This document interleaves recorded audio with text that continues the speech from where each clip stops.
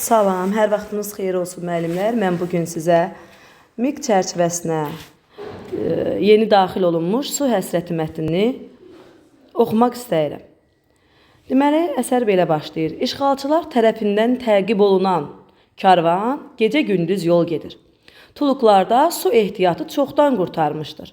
Susuzluqdan dodaqları çatlamış adamlar danışmırlar. Başları sinəyə inmiş, addımlar ağırlaşmışdı. Deməli, yorğunluq var idi insanlarda, o həmin o karvanında gedənlərdə. Qaçqınların arasında çoxlu gənc var. Onlardan ikisi, qardaş və bacı karvanın lap sonunda yanaşı addımlayırdılar. Ara bir başlarını qaldırıb, ümid dolu nəzərlərini irəli zilləyirlər.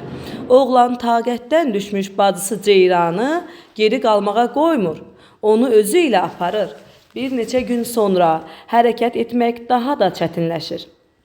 Qız artıq əldən düşüb, gedə bilmir. Ayaq üstə tab gətirə bilməyib, yıxılır. Əsən xəzri narın qumu qızın qara, gür saçlarına doldurur. Göz yaşlarında ıslanmış qum ağırlaşır. Yaşca böyük olan qardaşı bir anlığa ayaq saxlayır. Əyilib bacısını qolları üstünə qaldırır. Ağır addımlarla karvanın ardınca gedir. 3 gündən sonra oğlan da taqətdən düşür. 3 gündən sonra oğlan da taqətdən düşür. Daha hərəkət edə bilmir. İndi heç bir qüvvə, nə xilas olmaq ümidi, nə həyat eşqi onu dadına çatır. Taqətdən düşdüyünü duyan gənc huşsuz bacısını ehtiyatla yerə qoyur. Diz çökür, əllərini göyə qaldırıb yalvarır. İlahi, kömək əlini bizdən əsirgəmə. Uçsuz bucaqsız səhra, çarəsiz gəncin səsini udur. Qəhər onu boğur. Gəncin qara gözlərində 2 damla yaş görünür. Damlalar yerə düşür. Birdən-birə yer aralanır, bulaq suyu fəvvarə vurur. Ceyranın həyatı xilas olur. Lakin acı tali qaçqınları rahat buraxmır. Qəddar düşmən bütün bu günləri karvanın izinə düşüb, onu bulaq başında haqlayır. Düşmən atlıları bulaqdan axan gür, şəffaf suyu görüb heyrətlənirlər. Su onlar üçün də həyat demək idi.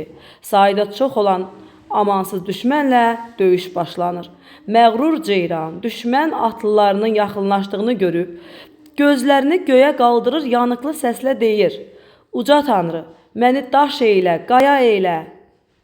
Düşmən və karvan adamları gözlərinin qarşısında baş verənlərə donub qalırlar.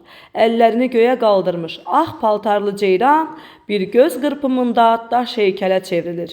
Heyrət və qorxudan təşvişə düşən işğalçılar elə həmin andaca bulaq suyunun quruduğunu da görürlər. Onlar həyəcan içində su qayıt deyə qışqırmağa başlayırlar. Düşmənlər özlərini bulağa yetirəndə səhra bulaq suyunu artıq sorub qurtarmışdı.